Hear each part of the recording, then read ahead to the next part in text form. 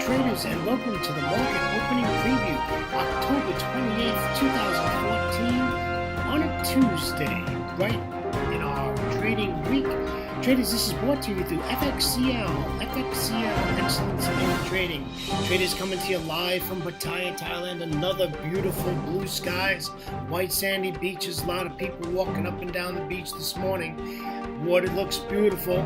Might have to do lunch under the gazebo today. We'll have to check it out. See how the time goes, but I got a lot of work to do. All right, traders, let's move on. Let me introduce myself to you. My name is William Gilday. I'm your moderator through the market opening preview, brought to you every single trading day before the London Open.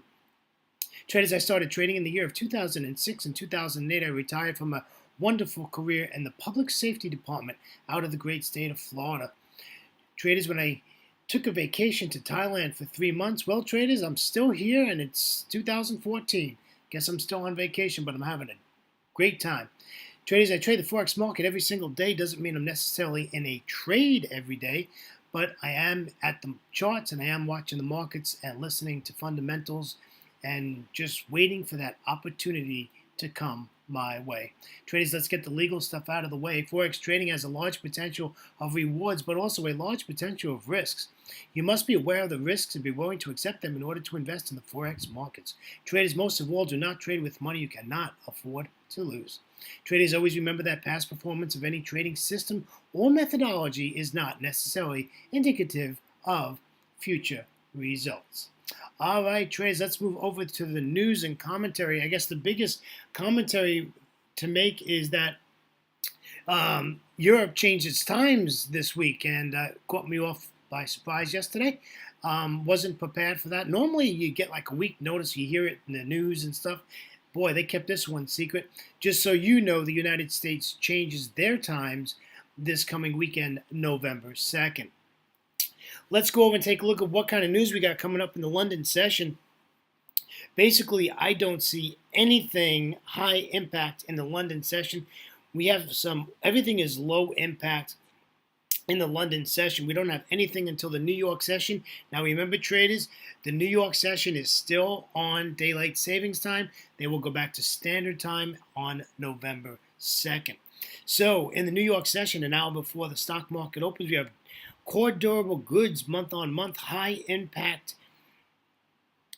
news release, which is bound to move the markets, and of course durable good orders month-on-month.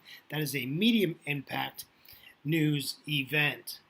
Also, we have CB consumer confidence, a high impact news event later into the session, and that is about 30 minutes after the New York stock market opens. And that is all there is. There's a lot of news out today, though. A lot of it is low impact, but there is some high impact news. We had retail sales out of Japan today, and actually came out very well. They were forecasting 0.6 and actually came out at 2.3%. Really did really nice there. I have to say that's quite a big difference in numbers there. I'm sure they're very happy today. Let's take a look at the London close. The Dow 30 closed, the New York closed. The Dow closed barely in the green at 0.07%. The S&P 500 closed negative in the red at 0.15%. And the NASDAQ 100 closed barely in the green at 0.10%, with the Russell 2000 closing barely in the red at 0.2%. Let's head over to the other side of the pond. Let's take a look at London and the Eurozone. Everybody's in the red. The DAX is negative 0.95%. FTSE 100 negative 0.40%. The CAC 40 at 0.78%. And the Eurostock 50 at negative 1.02%. Traders, let's move over and take a look at what's trading currently as we are in Asia. And the Nikkei 225 is currently negative at 0.74%, with the S&P ASX 200 out of Sydney is negative 0.41%. In the green is the Shanghai at 0.79%, with the Hang Seng also in the green at 0.59%. And the Kospi is in the red, currently trading at negative 0.27%. So that's our news and commentary. So let's keep going. We're going to take a look at some 60-minute Forex charts, some interesting charts today. Was up extremely early today because of the time zone situation, trying to figure it out. And yes, we have some very interesting stuff. So let's get started. Let's take a look at this euro dollar. This euro dollar is bearish. However, if you look at the daily chart, you can see it's extremely bearish. However, on this hourly chart, you can see that it's hugging this 200 exponential moving average. I really do not want to buy the euro. As you know, I'm not wanting to buy the euro. I want to sell the euro. The issue is it needs to close below that trend line, retest it, and then give me a bearish candlestick to take my entry to the downside. Traders, where are you going to put your take profit? I would refib this whole swing from the top to the bottom of the chart and refib it and find a good area.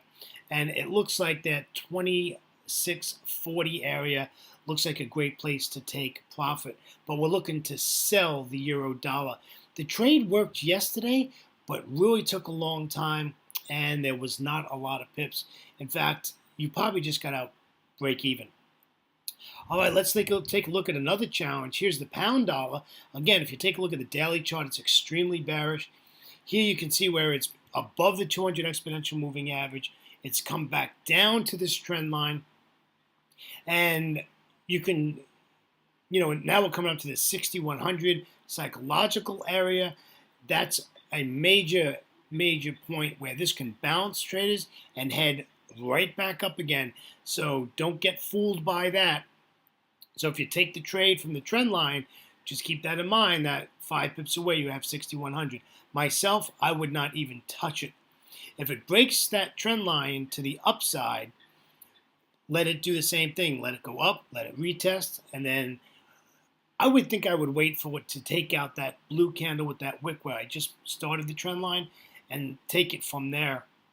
I wouldn't want to trade into resistance. So I would wait for that to actually pass out. I mean, you basically would have to do a totally new analysis and trade plan if this breaks to the upside. I would only sell this when it closes below the 200 exponential moving average. I think it's really risky taking this from that trend line down to the 200. There is a lot of pips there. You got 20 pips, but I'm not going to risk that. I'll wait for it to close below the 200 exponential moving average.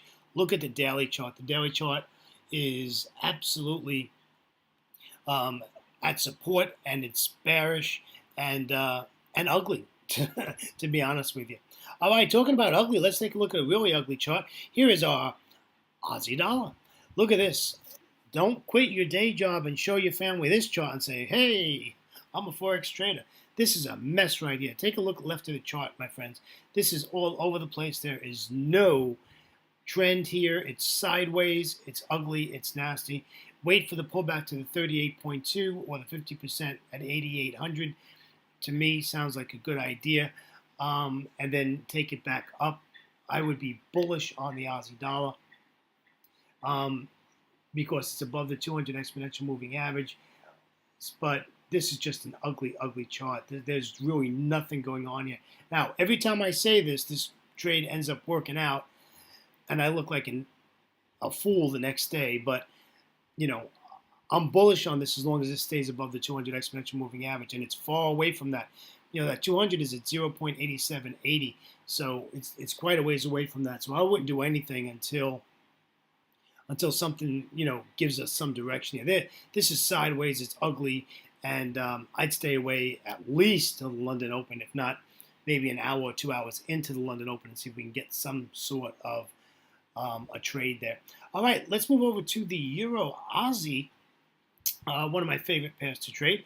Actually, right now, and this was taken probably about 45 minutes ago, this slide, and I would look to short this.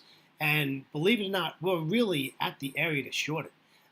This 44.07, I'd let it get below 4,400 before I touch it, and then short it from there. You don't want to be shorting into a psychological area, especially double zeros, and let that get below 4,400. And you know what? The game's on. Let's take this all the way down to 42.90. I mean, that's a long ways away. I understand that. But at least that would be our game plan. Even if we had to stay in it for a couple of days, Now, that's not my trading style. It could be yours. And if it is, that's where you want to head to. At 43.75, you're going to get some bounce in there. You can see left of the chart that there is some significant support. All right, let's take a look at a really confusing chart, and that is the New Zealand dollar. Yes, we are hugging the 200 exponential moving average. However, I only want to sell this. This is bearish. Take a look at the daily chart. It's extremely bearish. Just wait for this trend line to break. Let it retest the trend line, though. Just don't take the first candle that breaks that trend line. In this situation, I want to retest. Why do I want to retest? Because it's been hugging that 200 exponential moving average way too long. And I want to make sure that the probabilities are on my side. So I'm looking at like 78, 72, and we'll take it down to 78.50s, even lower than that. We can go down to 78.19 if we get lucky, and that would be a nice 70 pip trade today.